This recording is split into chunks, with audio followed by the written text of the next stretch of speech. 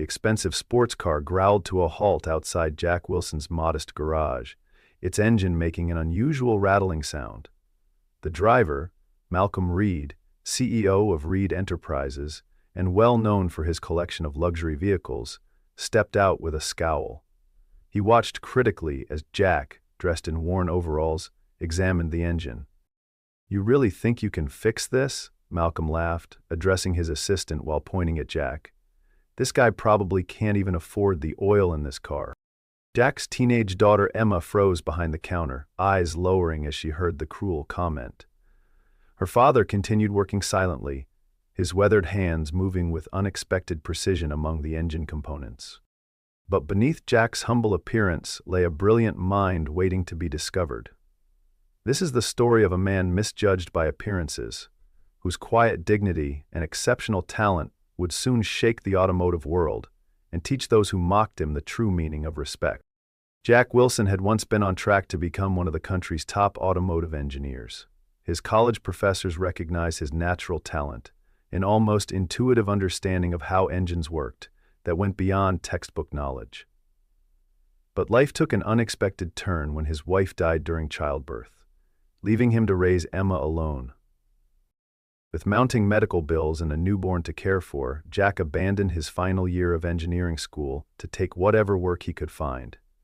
Eventually, he settled in the small town of Millfield, opening a modest garage where he used his partial education and natural talent to fix local cars.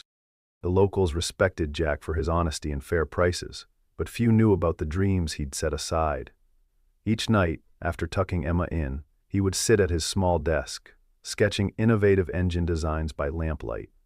These weren't just idle doodles, but sophisticated concepts that addressed efficiency problems major manufacturers hadn't yet solved.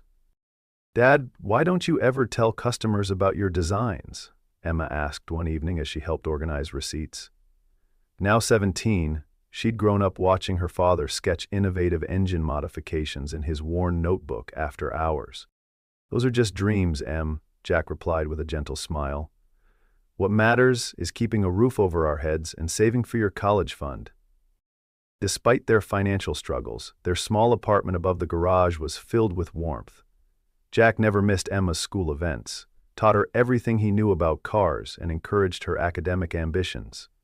The walls of their living room displayed her academic achievements, rather than his own unrealized potential, a choice he'd never regretted.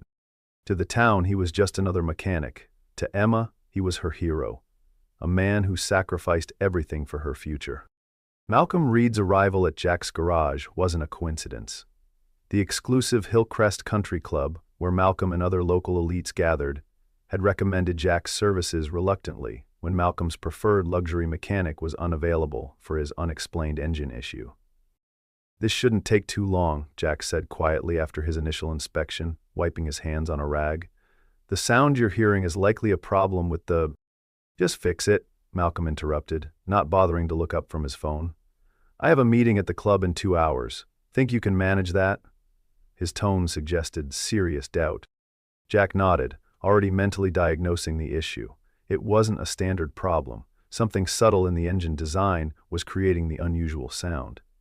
As he worked, Malcolm paced around the garage, making loud phone calls and occasionally throwing glances of disdain at the modest surroundings. "Emma, can you hand me the specialized torque wrench?" Jack called out. As Emma brought the tool, Malcolm snickered. "Specialized? In this place?" He turned to his assistant. "Thomas, remind me why we're here again instead of having this towed to Pittsburgh."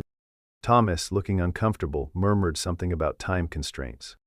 Jack didn't react to the insults, focusing instead on the complex engine before him. He noticed something unusual, a slight modification to the standard design that was causing undue pressure on a connecting component. It was a design flaw he'd actually written about in his personal notebooks years ago. "Mr. Reed," Jack ventured, "I think I've found the issue. There's a design element in this model that creates unnecessary strain on—" "Oh, now you're an automotive engineer?" Malcolm laughed, looking around the garage performatively. "Where's your engineering degree hanging? Between the air fresheners and the calendar from 2017. Emma's face flushed with anger, but Jack gave her a subtle head shake. This wasn't the first wealthy client to treat him with contempt. "I'm just saying what I observed, sir," Jack replied, evenly. "I can fix it temporarily today, but the issue might return unless the design element is addressed." "Just make it stop making that noise," Malcolm replied dismissively. "I don't need engineering advice from a small-town mechanic." Jack worked methodically, making the necessary adjustments, while Malcolm continued his loud phone conversations, boasting about his recent acquisition of a struggling automotive parts company. "The previous owners had no vision," Malcolm declared into his phone. "The engineers were wasting resources on experimental designs that would never work commercially. I've already cut that department and moved production offshore." Jack's hands paused momentarily as he recognized the company name. It was one he'd once dreamed of working for. When Jack finished, the engine purred perfectly. He explained the temporary fix and the modest bill, which caused Malcolm to raise his eyebrows. "That's it, hardly seems worth the drive." He tossed his premium credit card on the counter. "I'm assuming you take real payment methods and not just chickens and handyman services." Emma's hands trembled slightly as she processed the payment, her eyes fixed on the counter to hide her anger. As Malcolm prepared to leave, he noticed Jack's open notebook on the workbench, showing detailed sketches of an alternative engine design. Without asking, he picked it up. "Quite the imagination you have here," he said with a smirk, flipping through the pages carelessly. "Playing inventor in your spare time?" "Those are private, sir," Jack said firmly, reaching for the notebook. Malcolm held it away, continuing to scan the designs with amusement. Interesting hobby. Completely impractical, of course, but everyone needs dreams, right? He tossed the notebook back on the bench. Even people who will never have the resources to pursue them. He climbed into his now quiet sports car. "If it starts making noise again, I'll be back. Try to stock some decent coffee by then." With that parting shot, he drove away, leaving Jack and Emma standing in silence. "Why do you let people like that talk to you that way, Dad?" Emma asked, her voice tight with emotion. Jack put his arm around her shoulders. "Because what he thinks doesn't matter, Em. I know who I am and what I can do. That's enough." But that night, after Emma went to bed, Jack pulled out his notebook again, staring at the designs Malcolm had mocked. They represented years of thinking about more efficient, powerful engine designs, ideas that had never had the chance to be tested. With a sigh, he closed the book and placed it on his bedside table, returning to the reality of bills that needed to be paid.